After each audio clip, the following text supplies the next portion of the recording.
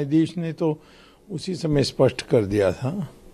कि जनवरी में 4 तारीख को तिथि तय करने के लिए वो सुनवाई होगी। और आज तिथि तय तब हो गया 10 तारीख, और उस दिन बेंच जो बैठेगी वो कॉज लिस्ट में आ जाएगा। तो 3 लोगों का होना है। आज तो दो जजेस की बेंच थी, चीफ जस्टिस की बेंच। परंतु ये मैं कहता हूँ कि ये एक छोटा सा हिस्सा है राम जन्मभूमि के सवाल के हल के लिए। वो है कि टेरिटरी, यानी टाइटल जो है वो किसका होना चाहिए, वो टाइटल के लिए ये सारी सुनवाई हो रही है। मैं कहता हूँ कि जहाँ तक हमारी सरकार है, जो मैंने अभी शोध किया है और अनुसंधान किया है, उसमें मैं ये इस निष्कर्ष में पहुँचा हूँ, और मेरा व्यक्तिगत अनुभव भी रहा है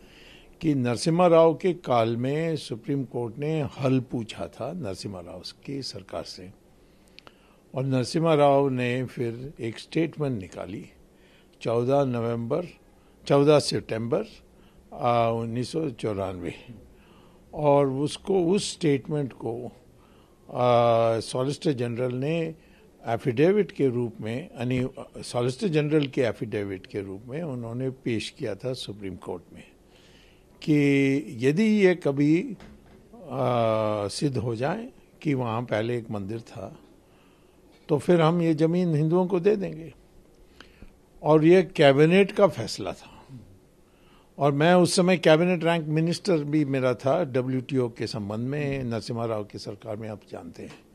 और नरसिम्हा राव ने बाद में मुझे चिट्ठी भी लिखी थी, क्योंकि मैंने योगदान किया था उसको तैयार करने में।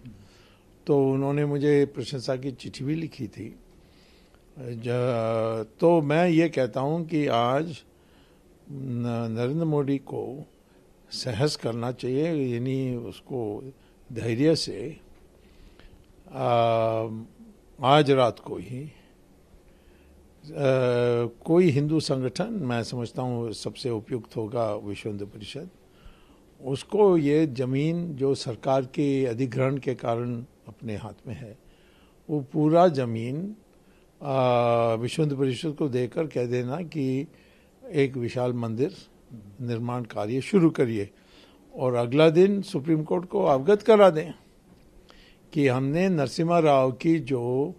कैबिनेट की फैसला है उसको हमने अमल किया, जो हमारे ऊपर भी लागू होती है। और आपको हम बता रहे हैं कि ये जो नरसिम्हा राव ने जो स्टेटमेंट दिया, जो आपके सामने पेश हुआ था, उसमें अब आर्कियोलॉजिकल सर्वे ऑफ इंडिया के अनुसार वहाँ मंदिर है, ये सिद्ध हो गई है।